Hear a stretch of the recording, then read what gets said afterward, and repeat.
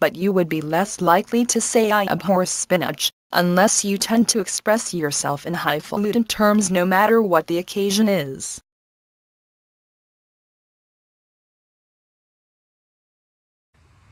I can dispense with old cravings and bad habits, but I abhor the dull routine of existence. Bigoted. When someone is acting in a bigoted way, he or she believes his or her beliefs, culture, or background is superior to others. The civil rights movement fought against the bigoted behavior of whites against blacks. A bigoted person doesn't tolerate the opinions of others, and never rethinks his or her position. Usually when we call someone bigoted, he or she is hostile to people who are different either by race, ethnicity, gender or sexual orientation. While the construction of the word might be a bit misleading, someone bigoted is the one expressing bigotry, not the one afflicted by it. Visualize. That's the cool different styles for us. Got it. Great. We can deal with those wackos again. Wacko? That's a little uncharitable, isn't it? Uncharitable? What do you mean? Well, I always knew that you were close-minded about visualize, but I never thought you were actually bigoted. I'm not bigoted. Of course you would think that, because your preconceptions blind you.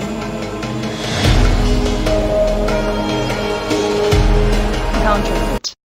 A counterfeit is a fake or a forgery. If you painted an uncanny copy of the Mona Lisa and tried to pass it off as the original, you'd have a counterfeit on your hands. An exact imitation of anything, a work of art, a $10 bill, is a counterfeit, and the act of creating the fake copy is the verb to counterfeit. You can also describe the forgery using the adjective form of counterfeit, a counterfeit Rolex watch.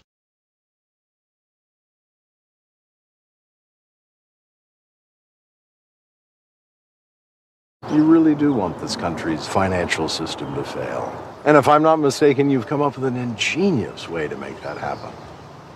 Who are you? No doubt the feds are congratulating themselves this very minute for recovering the blueprint they assume is real. But you and I know it's not. It's a fake. How do you know that? You swapped the drives. Counterfeit. If the Mint uses it, billions of dollars of counterfeit currency will be circulated, bankrupting this country. And you're gonna what? Stop me? Turn me in? I'm gonna rob you. Hamper. Use the verb hamper to describe an action that slows progress, or makes it difficult to do something, like the presence of your parents, that hamper your ability to look cool at the mall.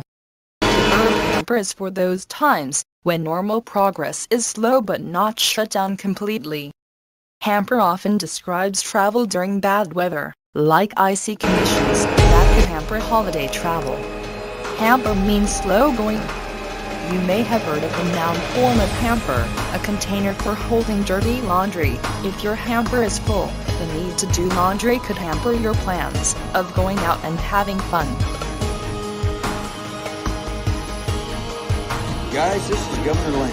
This is the man who can help my daughter. I'm gonna need to know everything that's happening here, so governmental habits of proprietary knowledge, and need to know. Jettison that nonsense, or my efforts to help your child will be hampered.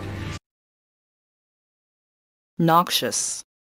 Something noxious is harmful and could be even fatal, whether it is colorless, odorless, and invisible like carbon monoxide, or dark, strong-smelling, and obvious, like black smoke from a fire. People are called noxious too, when they hurt others with cruelty or mental anguish. English and Latin roots for noxious are related to the meanings of harm, damage, and injury. While obnoxious might come to mind when seeing the word noxious, obnoxious is a much less damaging adjective to describe someone annoying. Most uses for noxious involve real physical or emotional damage, unless the word is used in exaggeration. Examples range from the noxious gas fumes made the dog pass out to his cologne was so noxious that I had to exit the elevator and take the stairs. You got something special planned? My Aunt Vera, you know, the one with the man hands, she's having this big Stara Nowy God party. You know, all the borscht and piragi and vareniki a girl could ever hope for. Sounds, festive. No one's ever really used festive to describe our family gatherings. More like noxious, semi-psychotic, deviant, but, never festive. You know, if you're not doing anything, I could swing you an invite. Placid. Call a body of water placid if it has a smooth surface and no waves. Call a person placid if they don't tend to make waves by causing a fuss. Placid is most commonly used to describe a person who is not easily irritated, or a body of water such as a lake that does not have waves to disturb the surface. Synonyms of placid in both meanings include calm, serene, and tranquil. In other uses, placid describes something with little disruption, like a placid neighborhood. Oh, John, I envy you so much. You envy me? Your mind, it's so placid, straightforward, barely used. Mine's like an engine racing out of control. A rocket tearing itself to pieces, trapped on the launch pad. I need a case!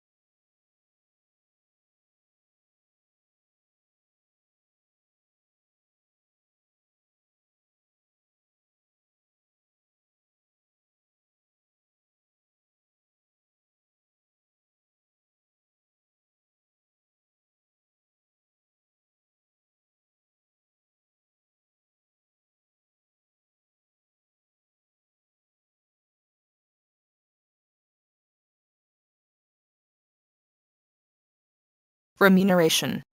When you politely refuse your neighbor's offer of remuneration for your efforts with the lawn, you may have made a mistake. Remuneration refers to payment for a service, so the neighbor was basically offering you cash. If it makes you uncomfortable to talk about your wages, you can use the word remuneration instead. The word has a remote sound to it that makes it seem like you aren't talking about money even though you are. It's a formal way to refer to payment for work or other services. You might see this word in contracts, policies, and other official documents that refer to payments.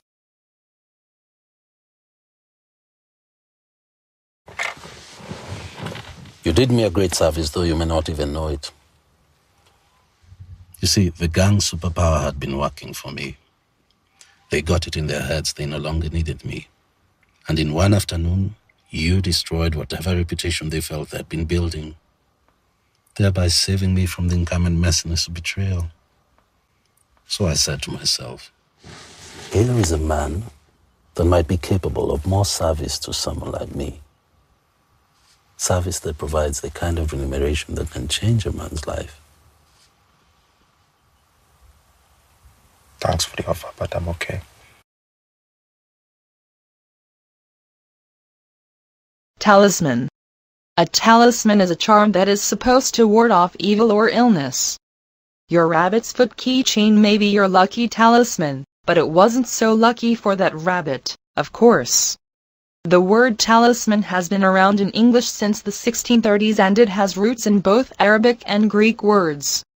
A talisman is usually worn around the neck but could exist in other forms, like a ring or inscribed stone. You can think of a talisman. Blown tire. No spare. Nice road your guy sent us on. I hope this doesn't slow us down. I recognize the emotions involved, but tokens, talismans, there's no logic to it. It's a sign of weakness. No, it's a sign of humanity. Yeah, exactly.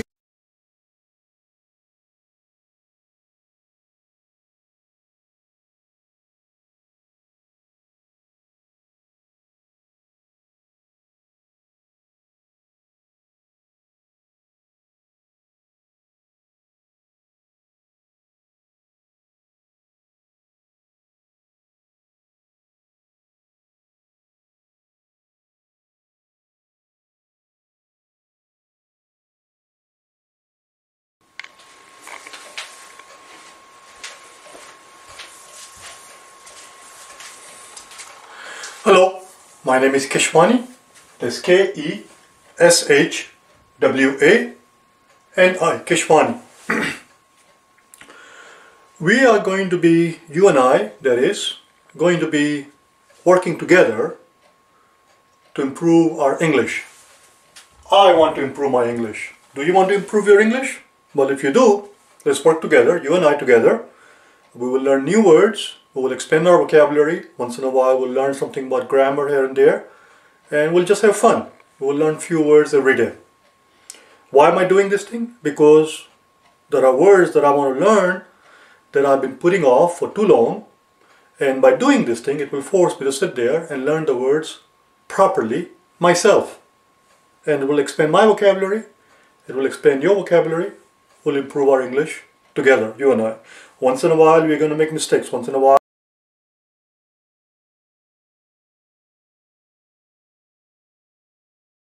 I'm going to make a mistake and will end up making a fool of myself.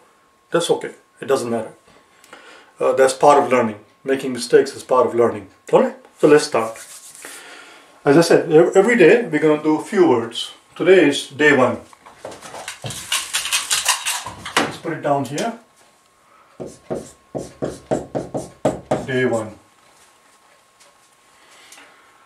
Let's start with the word which I consider to be the most important word in the English language. The word that you should know, that is the most important word in my opinion, and the word is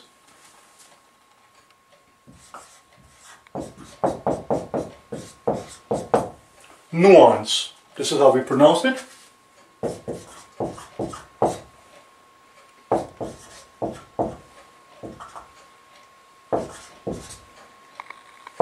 It's a noun, nuance. What does it mean? Well, I don't know if you can see this thing here. There's a pronunciation key here which teaches you how to pronounce all the vowels in the English language. It's important that you understand that you know how to pronounce all the vowels: A, E, I, O, U, and of course there are some examples for each of them. You're going to use this key. I know you cannot see it right now properly, but you can, of course, hopefully you can zoom in or expand it or look in the bigger screen or something and see if you can read it properly. And you're going to use this key here. For example, this letter here, that's right here, this thing has the same sound as you find in father. Right here, father. Same thing here.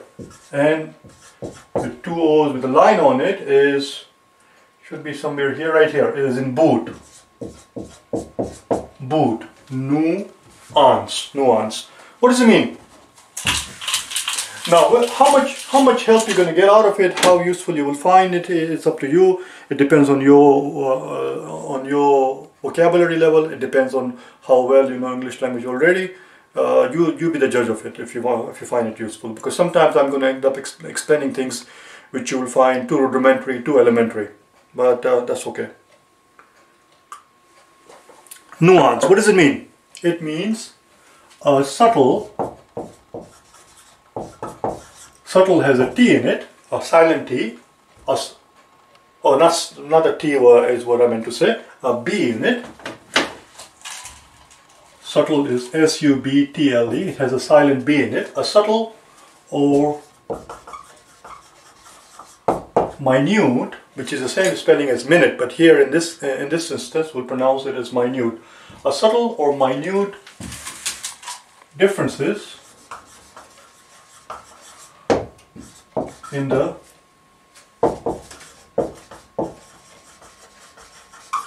meanings of the words. Subtle or minute differences in the meanings of the words. For example, let me give you a couple of examples here. For example, can you tell me what's the difference between these two words, run and sprint? You see, when you begin to pick up nuances of the words, that is when you know that you have mastered the word, mastered the language. For example, can you tell me the difference between this word, run, and sprint? And if you're sitting there, pause if you have to, pause the video if you have to think for a second. And if you're sitting there and telling me that sprint means to run really, really fast, well, it does mean to run really, really fast, but you have not brought out the nuance of the word. There is a subtle or minute difference between this word and this word. Merely telling me that it means to run really fast is not enough. There is a certain nuance to it, there is a shade of the meaning that you have to tell me, that you have to bring out, otherwise you have not said, you have not expressed the full extent, the full meaning of the word. What's the difference between run and sprint? Sprint does mean to run really, really fast, as you said, but for a short period of time. You must say that, for a short period of time. One does not sprint for an hour. One may go for a run for an hour, but one does not sprint for an hour. Sprint is a very fast run, that is true, for a short period of time. That last part, if it's missing, then you have not brought out all the nuances or nuance of the word. Do you understand? That's what it is. Let's look at another example to make you understand why this word is so important. Let's look at these two words here.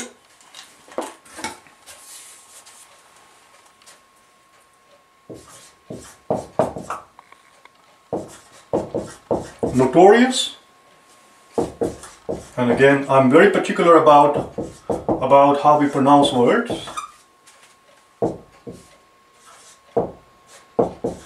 Because if you're going to speak English language, and particularly if you're a non-native speaker of English, as I am, as soon as you open your mouth, people begin to judge you, rightly or wrongly. That is not the point here, but the main point here is that as soon as you open your mouth, the listener will begin to judge you. Not just English language, any language. As soon as you open your mouth, no matter which language you're speaking, people will judge you by the way you speak. But particularly, if you're trying to speak English as a non-native speaker, as soon as you open your mouth, people will make some assessment about you. They will begin to assign some values to your intelligence, to your background, to your education. Whether it's right or wrong, it's a different story. It doesn't matter. That is a moot point. Oh, here's a good word to learn. We'll learn this in the future. Any words that I come across in the lecture, we'll put them on the side there. when I watch the video again myself, I'll make a note of those words and we'll learn them in the future. It doesn't matter whether rightly or wrongly, people make a judgment. That's why it's important that you learn to pronounce the word as best as you can. Notorious, notor-E-S. Right here is the this part right here, E with this line right here in B. See, that's how it's pronounced. This E here has the same sound as in B. I will not do this pronunciation thing and point out to it every single time, maybe the first few times in the first few days, and after that I'll stop. It's right there. You should open a decent dictionary. You should buy a decent dictionary if you do not own one. And for Christ's sakes, do not sit there and use electronic dictionary. Don't be lazy. Buy a proper paper dictionary, spend some money, and get in the habit of looking up words and learning them properly. And in a decent dictionary, in the beginning of the dictionary, in the front of the dictionary somewhere, they should give you the phonetics, the pronunciation key, which is what I take here. I use something myself called American Heritage, I believe it is. But anyway, that's what I use. So, notorious. Can you tell me the difference between this word, notorious, and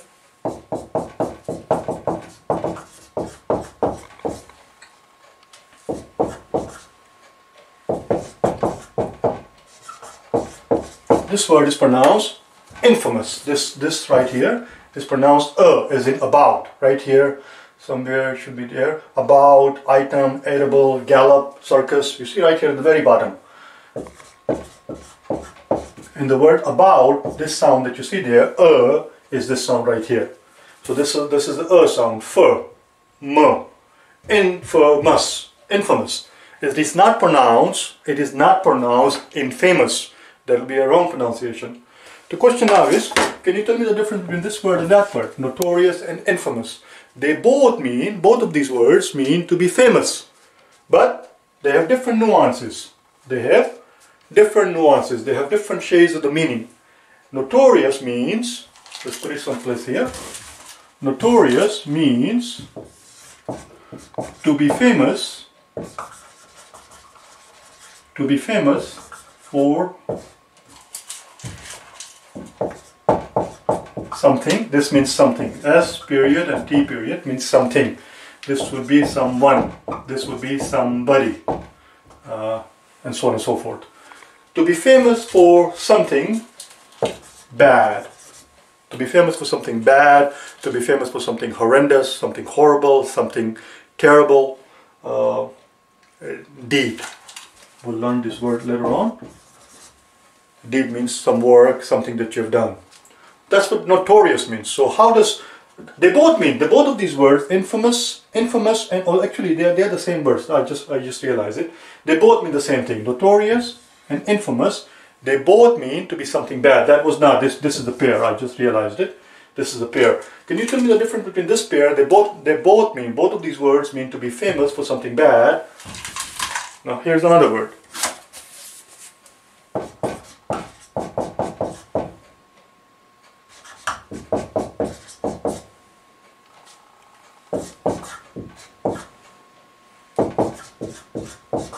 Renowned. What does it mean to be renowned? It also means to be something. It also means to be famous. Renowned also means to be famous. But it means to be famous for something good. Something good that you have done. That means to be renowned. Do you understand? And that is the difference between the two words here, between being infamous or notorious and being renowned for something. You've done something good, and that's what you're famous for. Even though they both have the same meaning, it means to be famous, but they have different nuances. They have minute or subtle differences in the meanings of the words. For example, Gandhi is renowned, but Hitler is infamous. You see the difference between the two things. Let's move on then. Let's do something else. I'll give you one more example to make you understand the importance of this word nuance.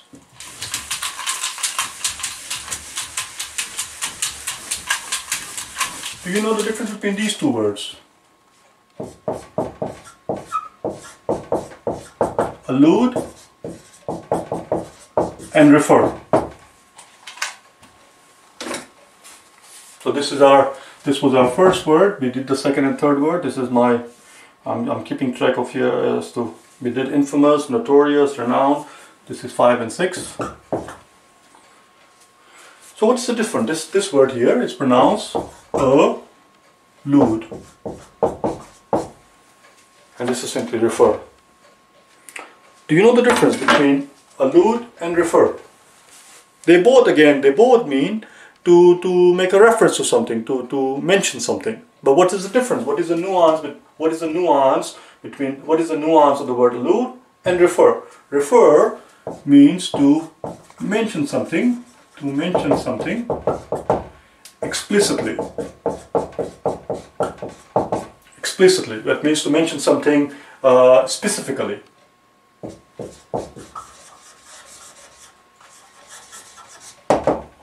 By name, that is. Allude means to make an indirect reference. It means to make an indirect reference without mentioning name, implicitly. You do not name any names, but every person knows who or what you're talking about. You might allude to a book, or you might allude to a scene in the movie, you might allude to a person without actually mentioning person's name. And if you're doing that, you're making an allusion. The noun for allude is, let's see, I run out of room here. This is a verb, obviously, because we are alluding to something, we are referring to something. This is a verb, and I already gave you the noun here. The noun of refer is reference right here. And the noun of allude is, let's see, where should I put it? Allusion. Allusion. Not to be confused with illusion, which is a different word. Let's move on then. I'm going to erase everything now. I'm going to move on to something else. There is no, well, here's another good word that comes to my mind right now, but I do not know how to spell it, so I'm going to have to look it up myself. The word that comes to my mind just now is confluence. Confluence. Do you know what that means? Confluence. I'm spelling it the way I think it should be spelled. And don't go by what I'm just doing right now, because I just told you a little while ago not to buy electronic dictionary. Yes, I do own an electronic dictionary, but you can own one too. But don't depend on it too much. When it's time to learn properly, open a proper dictionary. Right now I'm in a hurry, I don't have a luxury of picking up a proper dictionary. The word is confluence. I don't know how to spell it. Well, I'll look it up later, and in the future we'll learn it, okay? Confluence. There are lots of words that I know, but I don't know how to spell. I'm very lousy at spelling things. I'm not a good speller. I used to be a good speller a long time ago, many moons ago, but then they invented this bloody thing called spell check, and after that spelling is shot to hell because people get lazy. The word is confluence. When I watch this tape, I will listen, hear it, and we'll learn it in the future. Confluence means coming together of ideas, coming together of two different things. For example, if this is a river here and this is another river and they're merging together, this is called confluence of the bodies of water coming together. What I'm doing here, there is no confluence from one topic or one word to the next word. These are just words that I like. These are just words that I want to learn properly, and they crop up in my reading. And I just made a list of them. There is no confluence of ideas from one set of words or one word to the next word. So here we're going to learn something else, which is completely different from what we're talking about right now.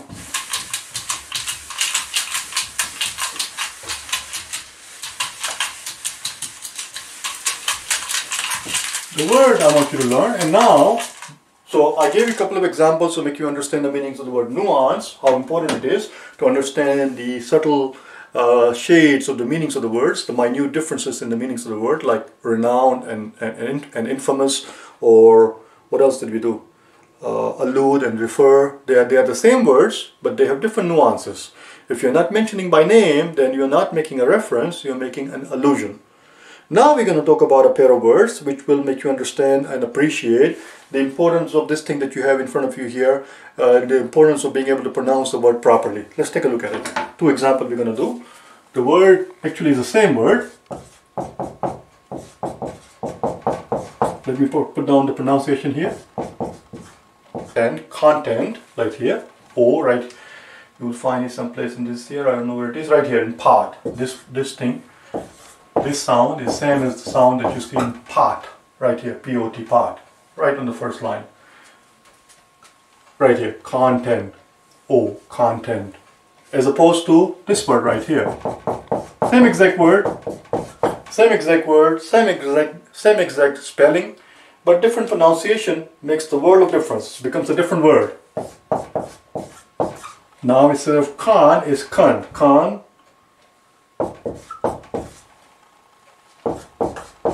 Same ending. See, tent. So content, one more time, content as opposed to content. What does this mean? This is a different word than this word. Do you know the difference between content and content? Well, let's erase this thing so I have the room to write.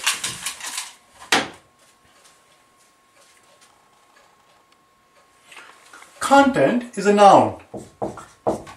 It means, how should I explain it? It means the content of your, for example, if you put in your purse, you have your lipsticks and you have your mirror and you have your keys and you have your wallet and you have your credit card and so forth. All of those things are content of your purse. Content means the things that are put in something, which is why you must have heard of something called table of contents. Table of contents. In the beginning of a book, they give you a table of contents where they list all the chapters that are in the book, and then they give you a page number. That's called table of content. Or as I said, the content of your purse, the things that are in the purse.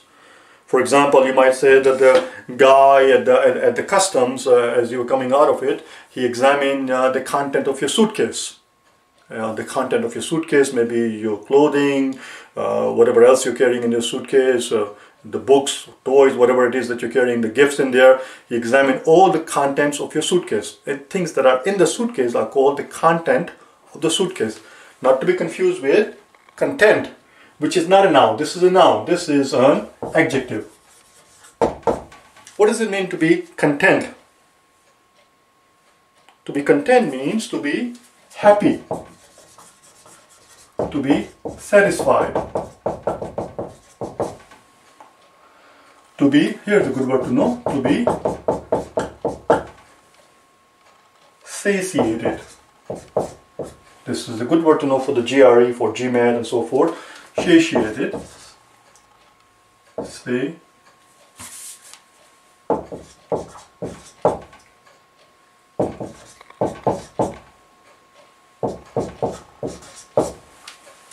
You might be wondering why I don't write this thing ahead of time and just tape bits and pieces after having written everything. It will go quicker. But I don't want to. We take our time. We're not in a hurry. I want you to pretend that you're in the classroom. In the classroom, you watch as the teacher writes. That's what it is. Satiated, satiated, which means to be satisfied, to be happy, to be content. There you go. To be content. That's what we're learning here. To be content. The opposite of satiated would be unsatiated. Or if you say that it's unsatiable, the word is unsatiable means incapable of being satisfied. If you have an unsatiable hunger, unsatiable appetite, unsatiable desire to accumulate things, then no matter how much stuff you have, no matter how much material things that you accumulate, you always want more. And if that is the case, then you are unsatiable. You can your desire cannot be satisfied, and the word would be unsatiable. That's it. Let's see what else I have today. That's about it. I hope you found it helpful. This is what we're going to do every day. Just give me a second. I want to see how much time I have taken. Just give me 1 second.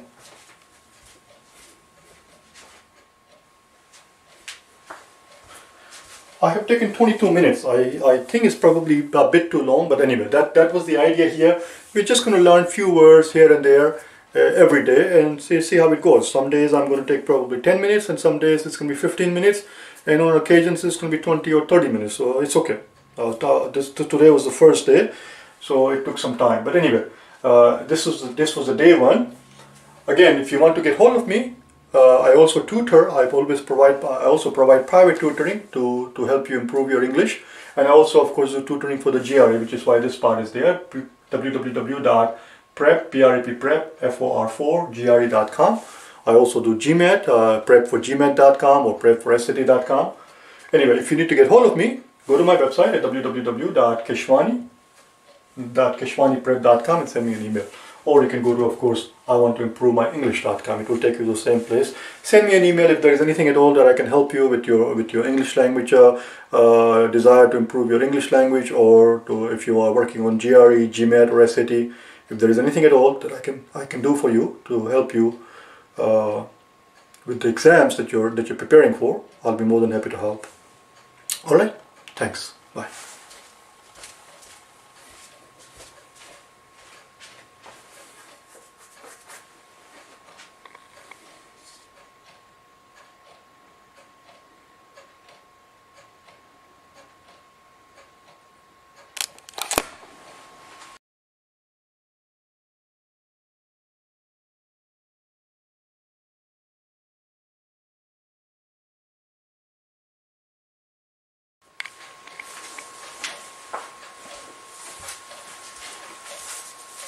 Hello, my name is Keshwani. It's Keshwani, Keshwani. I'm here because I want to improve my English. Do you want to improve your English? Well, if you do, let's work on it. Let's work on it together. You and I together. We'll try to learn new words. We'll try to learn how to pronounce some words properly. We will learn here, once in a while, here and there, we'll learn some rules of grammar, some common errors that people make, and in the process, hopefully, we'll improve our English. Today, I want to talk about few words, not too many, just few words that bother me a lot because I hear too many times people go around mispronouncing them.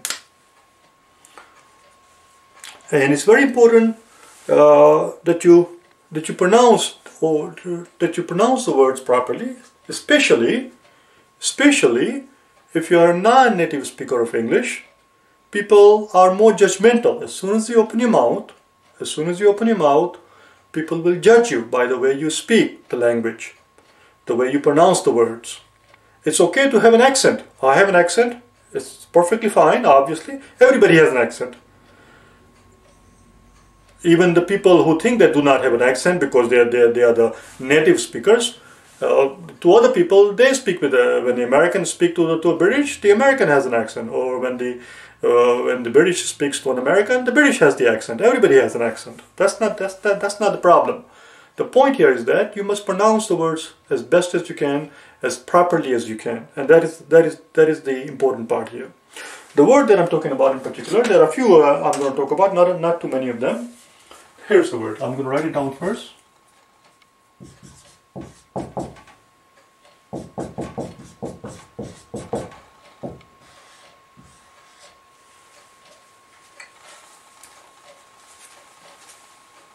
How is it pronounced? Well, before I write the pronunciation of it, I've heard too many times, too many students going around pronouncing this as preface. It is not preface. It's not pre and face. That is not how we pronounce it. It is pronounced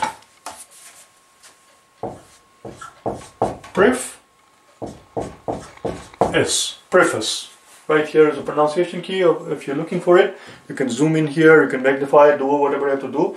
All the vowels that are listed there, they will tell you how to pronounce them with the example. And it is pronounced preface, not preface. It bothers the hell out of me when I hear it. What does it mean? Well, you already know what it means. Of course, the suffix here, the prefix here, the pre, the prefix, and we can learn these words later if you like. Prefix and suffix. Once in a while I'll misspell the word, so I'll put something on the blackboard and you will find that it is not spelled correctly. It is not the end of the word. I'm not a very good speller, it's no big deal. You can learn the spelling later. These days with the spell check, people become lazy and their spelling deteriorates because you know that the computer is going to correct it, so you do not get in the habit of spelling everything properly, and that's where it deteriorates. Anyway, the word was preface. Preface is something that you will find in the beginning of the book. That is where the author tells you why he or she bothered to write that particular book. And if you pick up any kind of book, it's always a good idea to read the preface, because it's interesting to know what was going through author's mind. What is the author trying to achieve in that book? Every book has a preface. Let's see if I can pick one up right now, somewhere close by where I'm standing, so to make you understand.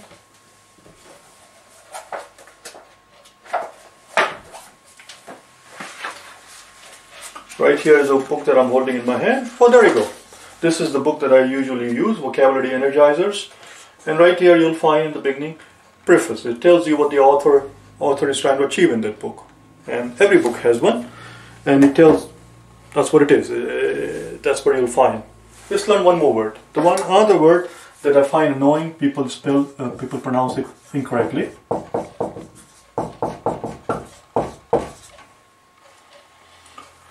The word here, again, let me first tell you what the incorrect pronunciation is, which I hear a lot of times students go around pronouncing it.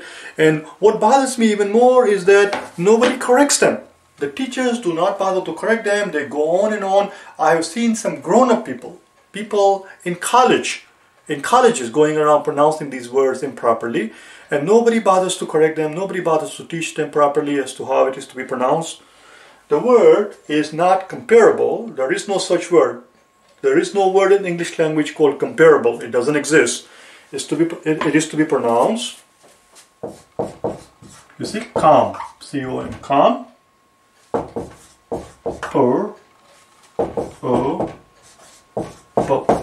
It's pronounced comparable, not comparable. Comparable. Comparables are where two things that are similar. Here's the meaning here. Two similar or equivalent things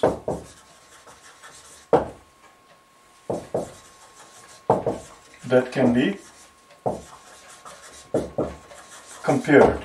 So if there are two things are similar or they're equivalent, you can compare them, and they are said to be comparable. For example, you might talk about a circle and an ellipse. Or you might talk about a sports car, a two-door car, and a four-door car. But you will not go around talking about a car versus a semi-truck. They're not comparable. They're dissimilar. They're not equivalent. Therefore, you cannot compare them. They're not comparable. Do you understand? Sometimes some people are described as incomparable. A musician, artist are described as incomparable because what you're trying to say is that nobody else exists which will come to their caliber. They are the best in their field. They are incomparable. Do you understand? And again, one more time, the pronunciation is comparable. Let's learn one more, shall we?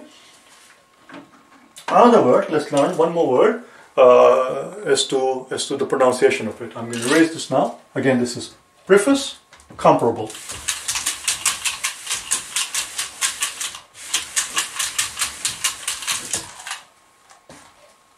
Any other words that crop up during the lecture that comes to my mind, I'm going to put them in the margin so that I have a note there, so that we can cover them in the future. Today, oh, I did not put down. Today is day 2,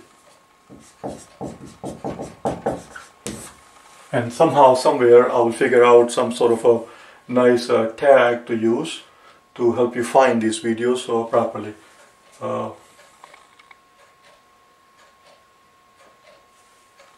Why don't we simply say vocabulary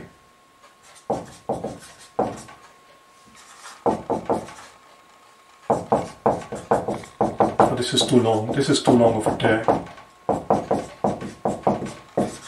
This is too long. I probably won't use it. Anyway, the word that I want to talk about is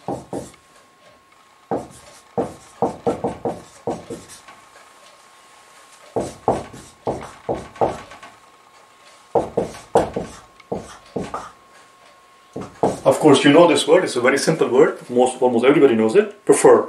You prefer something, that means you like better than this, or you like this better than the other thing, that's all. I prefer blue to red. That's my favorite color. Blue, whatever it is. You understand? The word that I want you to learn how to pronounce is not this word. This is very simple. This is the word I want you to learn.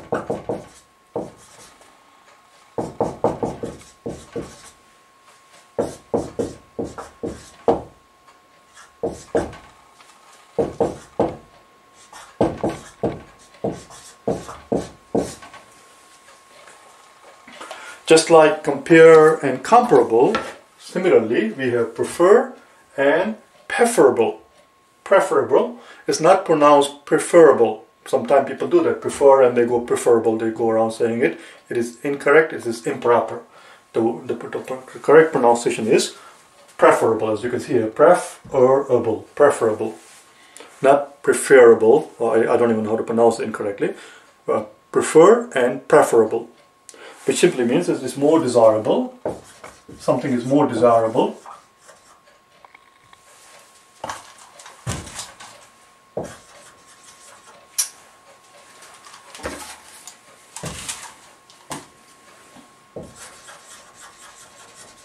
Something is more desirable, or something that is preferred to something else. If you prefer one thing to another, then that thing that you prefer is called preferable. That's all. Well, that was the end of today. As I said, today I do not have a long list. Today was day 2. I'll meet you again on the 3rd day, and every day we're going to spend a few minutes together and work on our vocabulary, work on our English language. We'll learn different things. I'll go all over the place. There is no confluence. They do not come together. There is no continuation from one idea to the other. These are just discrete things, thoughts that come to my mind, the words that I pick up from here and there from reading, and I want to make sure that I learn them properly. So I figured, why not do the videos? In that way, it forces me to sit down and learn the word properly, and other people hopefully will get something out of it too. So I hope that you got something out of it. I hope you found it helpful. Listen, if you wish to get hold of me for personal private tutoring, I do tutoring for the GRE, GMAT, SAT, and I also tutor. I also give tutoring lessons, tutorials for English language. If there is anything at all that you think that I can help you with in your preparation for the exams or the English language that you're trying to improve for TOEFL, go to my website at www.keshwaniprep.com, or you can go to prepforgre.com or prepforgmat.com or prepforsat.com. They will all take you to the same website, okay? Or prepfortoefl.com if you're preparing for TOEFL. If you're preparing for TOEFL, all right? Thanks. Bye.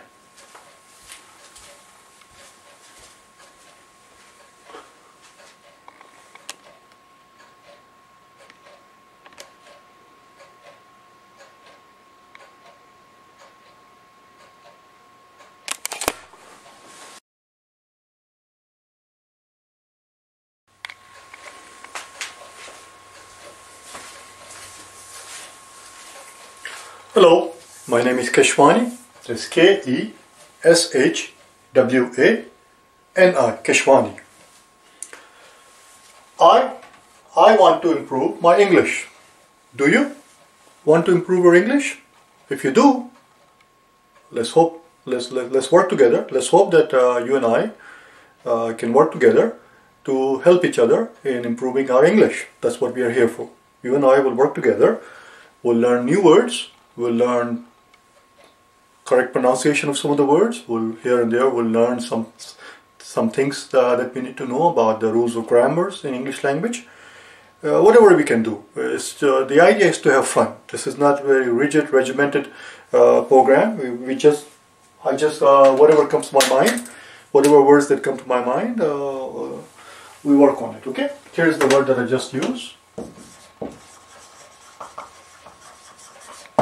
And I'm not even sure if it's spelled correctly. If it's not spelled correctly, you can find the correct spelling. I'm just putting it on the blackboard so that I remember, so that I remember to cover it in the future, in the future videos. The word is regimented, which means very strict, in a very timetable, with a strict timetable, a very strict schedule. When you do something in a very strict, following a strict timetable or a very strict schedule or very strict set of rules, then that thing is said to be regimented. It's not like that. It's a very free-flowing things. We'll do things that come to our mind. So every day we'll learn few words. The words that I pick up here and there in the reading, the words that I come across, the words that I want to make sure that I know properly. And by doing this thing, it forces me, and of course it forces you to sit there and learn the words that you may have thought that you know, but not quite. Let's start. Enough of the talk. The very first I want to talk about today is digress. Let me break into a little pep talk here. There are 3 levels of vocabularies. There are 3 levels of vocabularies that one has. First level of vocabulary is where when you ask somebody, what does this word mean? And they will tell you, well, I know this word, but I really can't explain it. It's too complicated, I can't explain it to you. But what they're trying to tell you in a very, oh, here's a good word to learn. Euphemism. We'll learn this word later on in the future. Euphemism means to say something in a very nice way so that it's not offensive. In this case, to the person herself or himself. What they're trying to say in a very euphemistic way, in a very nice way, in a very polite way, is that they really don't know the word. That's why they're telling you, I can't really explain it to you. I know it, but I can't really explain it. Well, if you know it, there is no reason why you should not be able to explain it to somebody. So that's the first level of vocabulary, where they recognize the word, they have seen the word, but they have never quite bothered to actually learn it, the meaning of the word. So it's not an alien word. It's not a word that they have never seen. The word they have seen many times. It's just that they have never bothered to actually learn it. The second level of vocabulary is where you know the word, you recognize it, you know it, exactly what it means, and if somebody were to ask you what it means, you are able to explain it, you are able to articulate it, you are able to tell exactly what the word means. But you have not mastered that word well enough so that that word becomes part of your working vocabulary. That's the third level. When it becomes part of your working vocabulary, in other words, that word that you're talking about, whichever that word happens to be, for example, the word digress here, when it begins to crop up in your own writing, and when it begins to crop up and it begins to appear in your own speech, that is when you know that you have learned the word, that you have mastered the word properly. That is where you want to be. You don't want to simply learn the word here and there casually. You want to master it. And how do you know that you mastered the word? That's when it begins to become part of your working vocabulary.